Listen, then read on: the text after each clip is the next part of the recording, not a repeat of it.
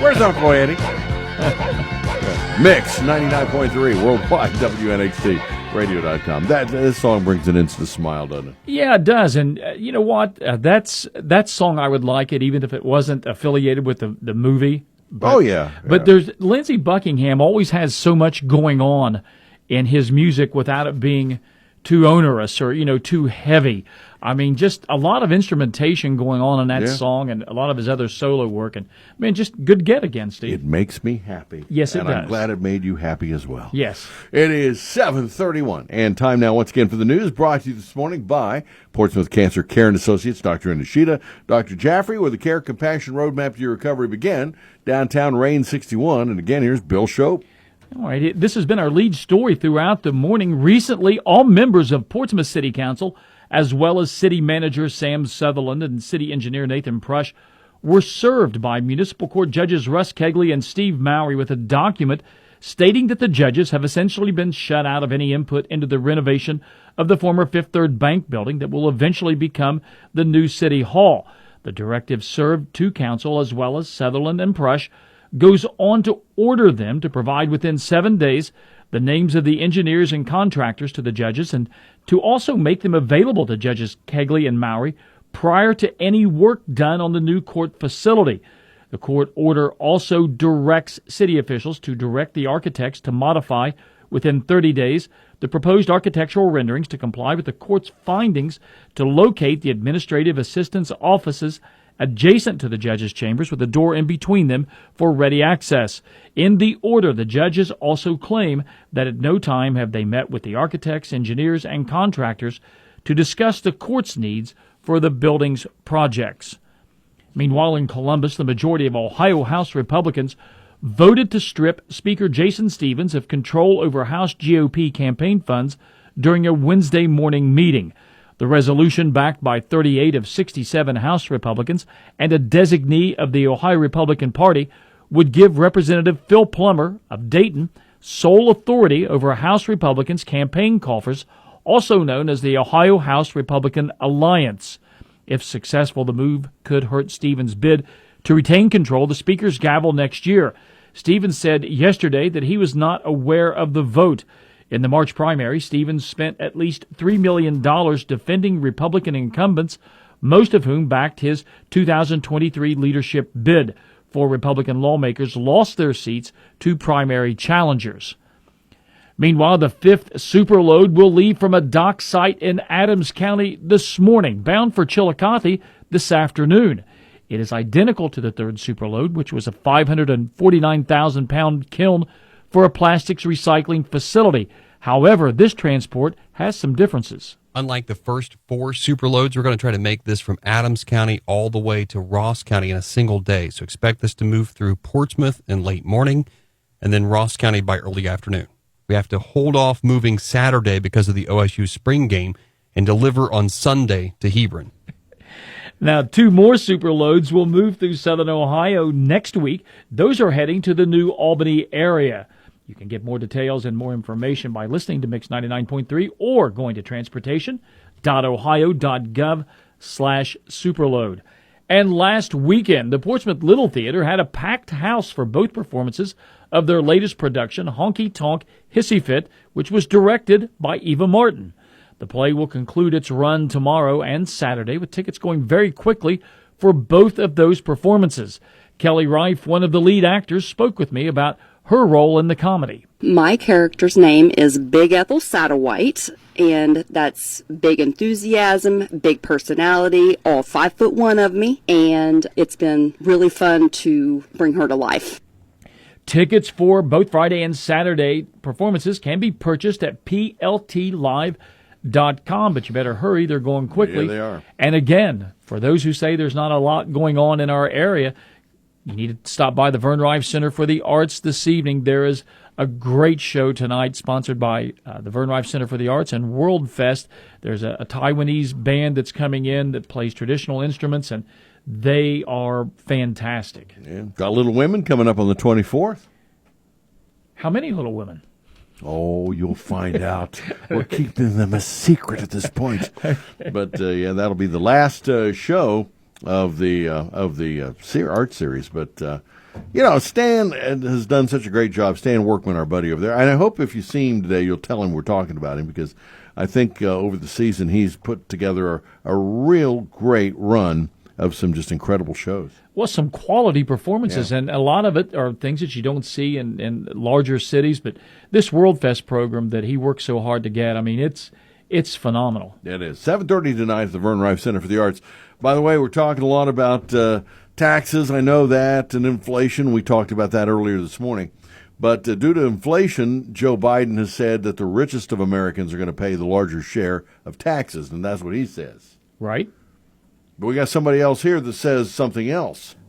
It is I, Jeff Bezos. You know, I've recently entered a kerfuffle with American President Joseph Robinette Biden. My new arch nemesis said something about how the rich elite, i.e. moi, may be to blame for rising inflation. I countered, the president's words are a clear misdirection.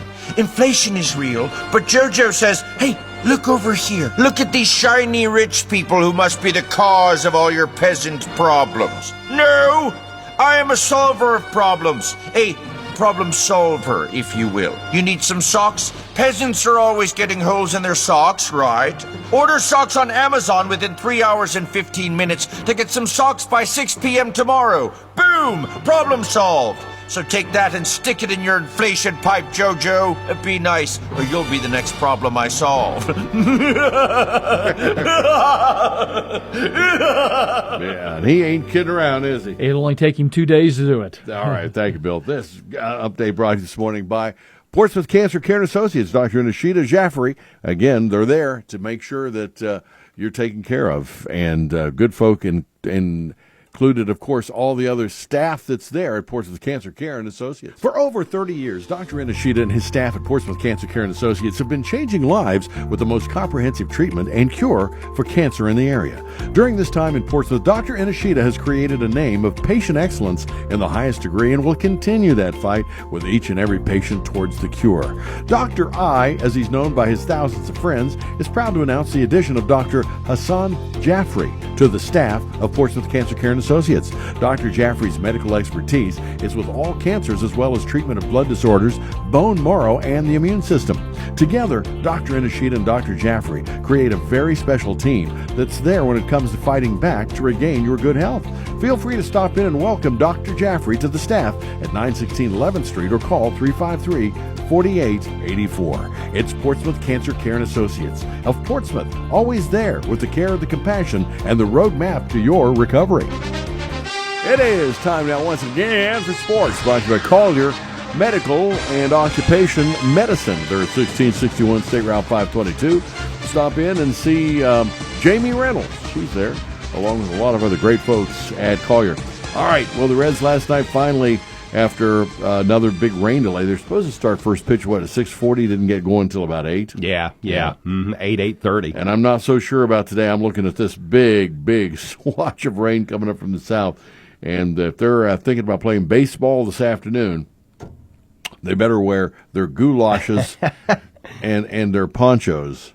Yeah, they're hoping to get today's game underway shortly after 1 o'clock. Yeah, They might be dancing around some raindrops. All right, here's Chuck. Well, last night, the wait was worthwhile for the Brewers, not Cincinnati, as Milwaukee defeated the Redlegs 7-2 at Great American Ballpark. The Brew Crew's Christian Yelich and Blake Perkins both had home runs. Ellie De La Cruz led Cincinnati offensively as he went 2 for 3 with a home run. Jonathan India logged a double. The Reds only had 4 hits in last night's contest. Stuart Fairchild had the other. Cincy pitcher Hunter Green took the loss. He went the first 6 innings, allowing 7 runs off of 6 hits. The Reds and Brewers are slated to go at it today at 1:10, and you can hear the contest on Fox Sportsmouth AM 1260 and 95.7 FM. Coverage will begin at 1 o'clock right after the noon news.